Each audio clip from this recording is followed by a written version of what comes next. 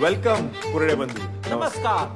चंदन, मदन, तुम्ही पण बसा. नाही, एका जागी जास्त वेळ नाही बसतायत. काल दादानी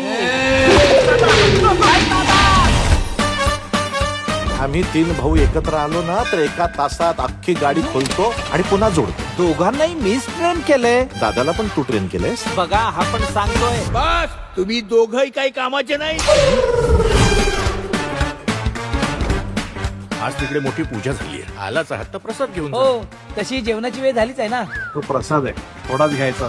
हो दादा, तुम्हा तिघांसाठी थोडाच घेणार, मी मात्र पोटभर खाणार. पहिलं स्वाकीच्या जिभेनच दिला पाहिजे.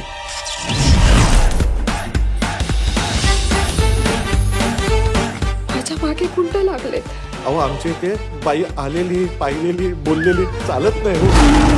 आणि आमच्या दादाला कधी आम्ही बाईशी बोललोय हे कळलं ना तर आमची मागं पंचायत होते. मला काय घाबरवतोस रे? तुम्ही इथवर आलाच आहात तर घरी चला ना. दादा, कोणाशी बोलताय तुम्ही? इथे कोणी नाहीच आहे, मग बोलणार कोणाशी?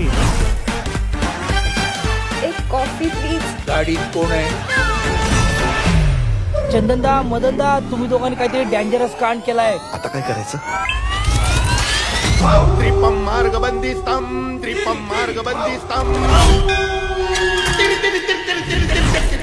वय काय? माझं नाही, माझ्या आजोबाचं. ते मला कसं माहिती असणार? एक खून माग पाहिजे होता, पहिला तुझाच खून केला. मला व्हिडिओसाठी कॅप्शन पण सुचलाय, गेलो जरी जगातून रील्स टाकू ढगातून. कडा कामिनीची कुठे आहात तुम्ही? कुठल्या कामिनीची? सदाशिव पेठेतल्या की कोथरूडच्या? तुम्ही तिला शोधताय ना, ती माझ्या मागे. अंगाला शेवाळ लागायच्या वयात काटा नसतो येऊ द्यायचा.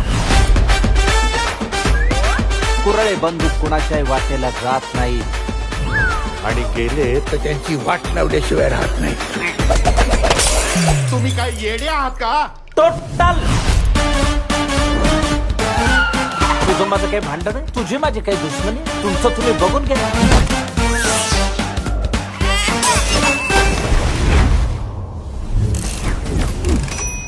आमच्याकडून नेमकी काय मदत पाहिजे तुम्हाला? एक वस्तू घेऊन यायची. माय गॉड. ओव्हर होतोय. Oh my God.